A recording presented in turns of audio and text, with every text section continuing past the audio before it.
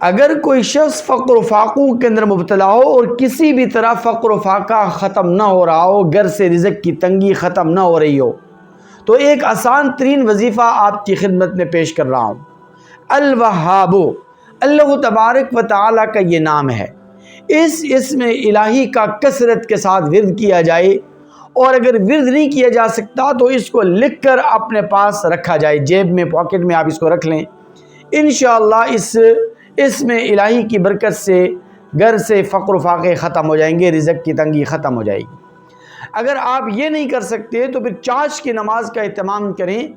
اور چاشت کی نماز کا جب آخری سجدہ آپ کریں، یعنی آپ 4 رکعت اگر چاشت کی نماز پڑھ رہے ہیں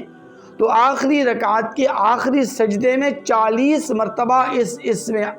الہی کو پڑھیں، الوہاب، 40 مرتبہ اس کو آپ پڑھیں۔ انشاءاللہ ثم انشاءاللہ حیرت انگیز طور پر آپ کے لیے رزق کے دروازے کھل جائیں گے اور گھر سے رزق کی تنگی ختم ہو جائے گی۔ اور پھر ایک اور فائدہ بھی ہے اس الوہاب اسم الہی کا، کہ اگر کسی شخص کو کوئی ایسی حاجت، کوئی ضرورت، کوئی تمنا اسے پیش آ جائے اور اس کی وہ حاجت اور وہ ضرورت کسی بھی طرح پوری نہ ہو رہی ہو، تو گھر کے صحن میں یا مسجد کے صحن میں 3 سجدے کرے، 3 سجدے کرنے کے بعد اللہ تبارک و تعالیٰ کی طرف متوجہ ہو کر، ہاتھ اٹھا کر اللہ تبارک و تعالیٰ کے سامنے اس الوہاب اسم الہی کو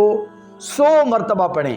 100 مرتبہ الوہاب اسم کو پڑھیں۔ انشاءاللہ ثم انشاءاللہ آپ کی وہ حاجت، آپ کی وہ ضرورت غائبانہ طور پر اور غیبی خزانے سے اللہ تبارک و تعالیٰ مدد فرما کر پوری فرما دیں گے۔